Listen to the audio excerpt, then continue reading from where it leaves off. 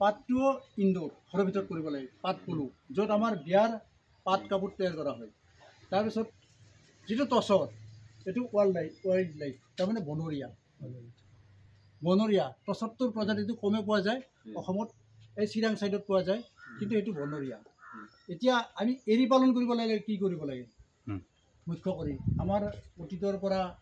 পৰম্পৰা অনুযায়ী ট্ৰেডিশ্যনেলি আমি এৰী পলু পালন কৰি আহিছোঁ সুন্দৰকৈ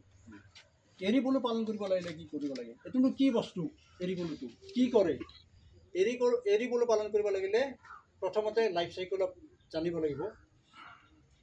লাইফ চাইকেল অফ এগ্ৰিকালচাৰ আমি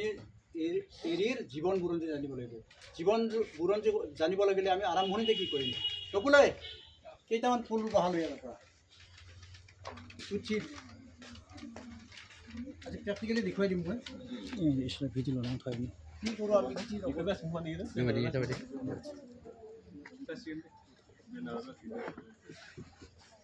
আমি মুগা কটা লিয়া মুগা কটা লিয়া